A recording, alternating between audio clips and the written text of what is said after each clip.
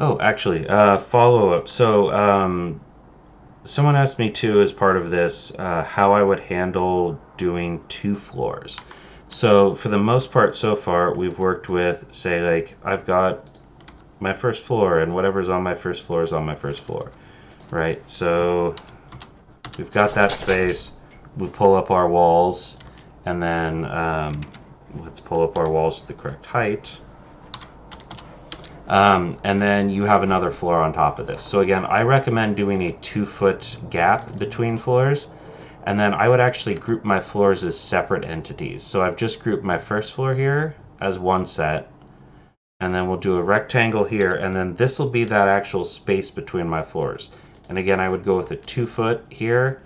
Um, how you want to handle what this floor looks like. Again, when I had you guys model floors at the start of SketchUp, what I had you do is extract your floor from the ground here, paste in place, and now make this a group. So I've got a separate model for this floor right here, separate model for the walls here.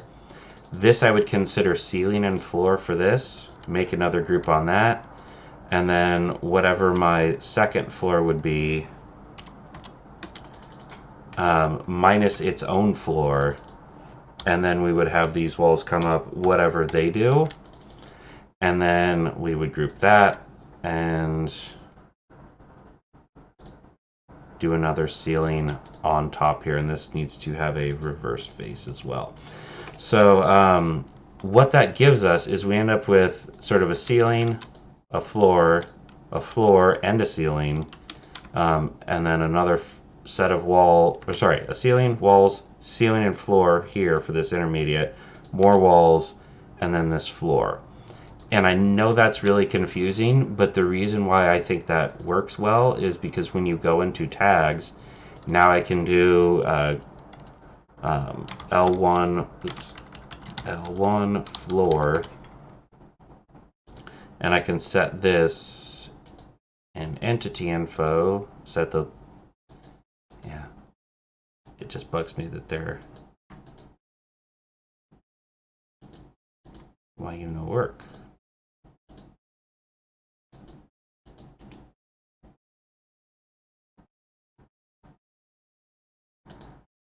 Oh, I did a folder. Okay. L1 floor.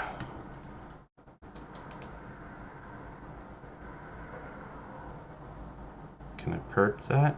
Yeah. Okay. So L1 floor, and then we would move that floor to L1 floor. This would be L1 walls, transition. Actually, let's just do them all. And then, so this would be my L1 dash L2 ceiling floor. And this would be kind of a pain to work around because of how it is. Like, you're either working kind of between things or above things, but once you can filter it out, it makes it a lot easier. This would be my L2 walls and L2 ceiling. And so then once I assign all of these to an appropriate layer, ceiling, floor, walls, and ceiling. Now if I want to work on, say, the underside of this ceiling, I can leave my level 2 on and I would just get rid of my walls and my floor. And so now I have really clean access to this ceiling. If I wanted to work on the floor for that, for my level 2, and get rid of everything else there, then I could just get rid of those and I've still got access to it by hiding those different layers. So once this is all stacked up, you do run into some kind of issues. They're kind of minor, but it's just, you know, you guys, when you're modeling, you're going to see these lines here. So if I do have this modeled as the exterior,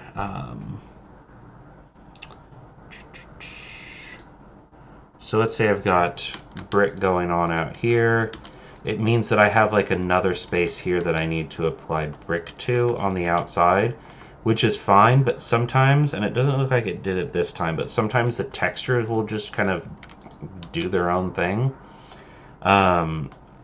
And then because I have this layer setting right, or because I have these here, it's going to actually show those bold lines. I would leave those in, or well, I'm going to leave them in. Um, Functionally, they don't matter for the as far as SketchUp is concerned, they don't matter. If you really, really want to, once you're done, you can come in and, oops, not that. We want styles. And if we edit our style, we can get rid of those and those. And that way we've got, so if you just hide in your styles the edges and profiles, you'll get rid of those if you want to try and just generate really quick 2D graphics off of here. But otherwise, there's going to be a whole set of styles here that you could reference. So, now you'd probably want to make your own at this point. Because it looks like they're all going to have...